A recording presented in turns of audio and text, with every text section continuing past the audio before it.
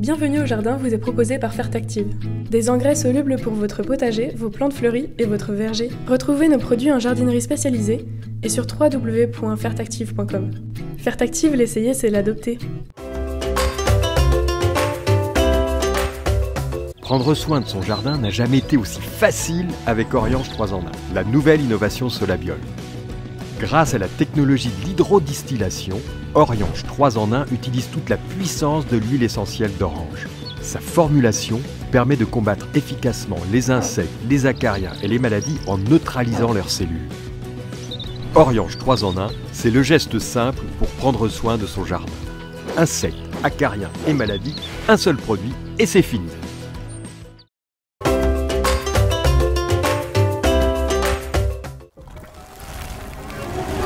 Ils arrivent pour envahir votre jardin. Ne tremblez plus. Encore une mission pour Roundup. Il s'attaque aux mauvaises herbes en 1 heure seulement et contient une matière active existante dans la nature. Patrick, Roland, racontez-moi une histoire de plante, de jardin ou de jardinier. Mes chers amis, nous allons aborder pour cette histoire botanique un sujet qui est ultra sensible, très délicat, parce que je voudrais parler de plantes qui soignent le cancer. Il n'est pas du tout question d'aller dans des trucs délirants comme on trouve sur Internet, avec des solutions miraculeuses, des découvertes fantastiques, des trucs déments que l'on voit. On va vous parler en revanche de 2 plantes dont les découvertes et la synthèse par la suite permettent aujourd'hui de soigner efficacement certains types de cancers. Ces 2 plantes sont la pervenche de Madagascar et l'if. La pervenche de Madagascar, vous devez la connaître, je pense. C'est une plante que l'on peut cultiver en annuel, qui est une sorte de petit vivace assez étalé, mais qui fait quand même beau petit buisson et qui peut atteindre 40-50 cm, qu'on peut cultiver comme plante d'intérieur, qui fleurit énormément. On la cultive en annuel ou en intérieur parce que son nom de Madagascar est une plante frileuse qui vit dans les régions plutôt tropicale. C'est une plante qui réussit dans tous les terrains pauvres, sablonneux, qui a besoin de soleil et qui fait partie de la famille des lauriers roses, qui est... Les lauriers rosacés. Les apocinacées. Voilà, c'est ce que je dis. Et ces apocinacées, je ne vous dis pas ça pour simplement avoir l'air savant, c'est des plantes qui contiennent toutes des substances toxiques, et notamment, je viens de citer le laurier rose, une plante éminemment toxique. Mais qui dit toxicité dit souvent faculté, propriété. Et c'est quand même toujours ce qu'on dit, la dose qui fait le poison. En 1960, dans cette pervenche de Madagascar, a été découvert une substance qu'on appelle la vinblastine, et 2 ans plus tard, une autre qui s'appelle la vincristine. Ces molécules ont été démontrées actives, utiles, efficaces dans le traitement de certaines leucémies aiguës, la maladie de Hodgkin, qui est une tumeur des ganglions, le cancer du poumon et du sein, et les lymphomes. Et comment c'est arrivé, cette histoire? Par hasard, comme toujours. En 1952, une touriste visite la Jamaïque et elle apprend que dans ce pays, on fait du thé aux vertus soi-disant anti-diabétiques. Elle connaît à l'époque le médecin qui avait découvert l'insuline, qui s'appelait Clark Noble. Elle lui envoie, et avec le petit mot en lui disant « Voilà, vous devriez essayer ça ». Lui, il faisait plus de recherche à cette époque-là, mais il avait son frère qui était à Toronto dans un laboratoire de recherche, et il regarde qu'il n'y a pas beaucoup d'effet sur la glycémie, et donc, au niveau diabète, c'est pas terrible. En revanche, il voit une activité sur le développement du nombre de globules blancs, notamment dans la moelle osseuse. Et donc, il travaille avec toute son équipe et ils arrivent à isoler la vinblastine. Cet alcaloïde qui est dangereux, mais à bonne dose, eh bien, ils peuvent arriver à soigner. Le problème, c'est que la partie aérienne de la pervenche renferme seulement de 0,2 à 1% maximum de vincristine, de vinblastine. Et même la vincristine, elle, c'est 0,003, c'est-à-dire 3 grammes pour 1 tonne. Oh, dis donc. Donc il fallait à l'époque, pour obtenir un traitement, plusieurs tonnes de plantes. Et donc, fort heureusement, et là, Cocorico. C'est une équipe de chimistes français du CNRS, de Gif-sur-Yvette, dirigée par un personnage qui va être important, parce que lui aussi va jouer le rôle avec Lif, Pierre Potier, qui a réussi à synthétiser la vinblastine et la vincristine. Et avec cette technique qu'on appelle l'hémisynthèse, ils ont produit ce qu'on appelle aujourd'hui la navelbine, qui est aujourd'hui développée par le laboratoire Pierre Fabre. Médicament à l'origine végétale a permis de passer d'un taux de survie de 5% en 70 à 98% en 2000 sur la maladie de Hodgkin, et de 5% à 60% sur les leucémies aiguës de l'enfant. Vous voyez quand même, là on n'a pas affaire à du charlatanisme. Et je vous ai promis aussi de parler de Lif. Dans Lif, dont le nom botanique est Taxus, il y a quoi?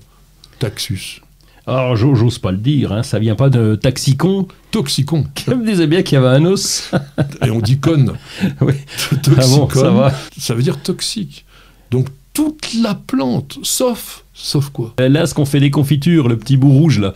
Tu fais des confitures avec ça? Oui, méfiance, il ne faut oui. pas qu'il reste de graines. Ah, surtout Donc pas. juste l'enveloppe de la graine qu'on appelle l'arille, qui est rouge, sur les taxus femelles, puisque les taxus, ils sont dioïques, il y a des mâles et des femelles, eh bien, ça, tout le reste est toxique. Et en 1962, un botaniste américain qui s'appelait Arthur Barclay a mis en évidence une substance qu'on appelle un diterpène, qui était extrait de Lif du Pacifique, pas notre Taxus baccata, Taxus brevifolia, avait une activité toxique importante sur les cellules, et notamment sur la multiplication, la prolifération cellulaire.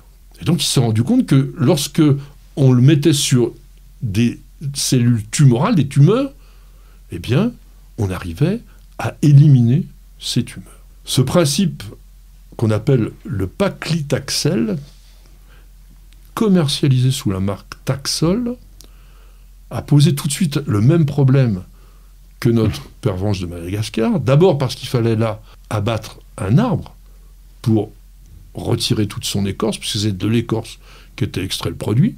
C'est quand même moins facile que sur une plante vivace comme la pervenche de Madagascar qu'on peut bouturer. Pour avoir un gros taxus, il faut quand même pas mal d'années. Et puis, il fallait 8 tonnes d'écorce pour avoir 1,3 kg de taxol.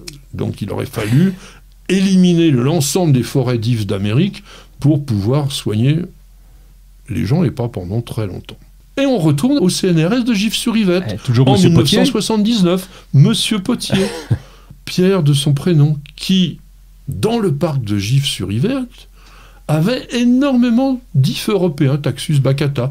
Et il se dit, après tout, on va essayer, on va voir ce qu'on peut faire avec ça. Il ramasse les feuilles, il coupe, il broie, il extrait, et il reprend son système d'hémisynthèse qu'il avait utilisé pour le Catharanthus. Et là, il obtient une substance qui était pas très très active, le docétaxel, qui était franchement anticancéreux. Il l'appelle le taxotère. On est en 1988. Et en travaillant avec des équipes de Rhône-Poulenc, l'université de Grenoble, ils ont réussi à synthétiser de façon commercialisable ce produit qui a été mis sur le marché en 1995 et qui aujourd'hui est commercialisé par Sanofi. Il faut savoir que cette découverte a permis au CNRS de récolter 50 millions d'euros par an à partir de 1999 et jusqu'en 2011. Malheureusement, le brevet n'est pas éternel et il a expiré en 2011. Mais aujourd'hui, ce docétaxel est considéré par l'Organisation mondiale de la santé, l'OMS, comme un des médicaments essentiels, et on le doit à la fois à la recherche française et au monde végétal. Je pense que ça valait le coup quand même qu'on mette une sorte de focus là-dessus, parce que c'est peut-être pas suffisamment connu, et en tous les cas, on peut avoir la fierté que les végétaux soient capables de soigner des maladies aussi graves que ces fameux cancers.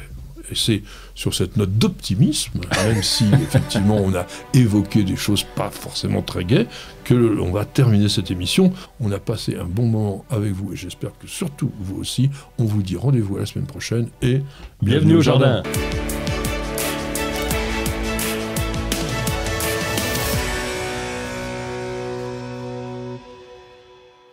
Vous Vous avez écouté Bienvenue au jardin avec Fertactive.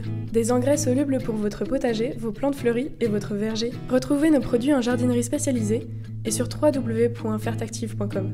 Fertactive, l'essayer, c'est l'adopter. Vous appréciez nos vidéos, vous regardez régulièrement nos émissions Découverte Jardin et Jardiner, ça fait du bien.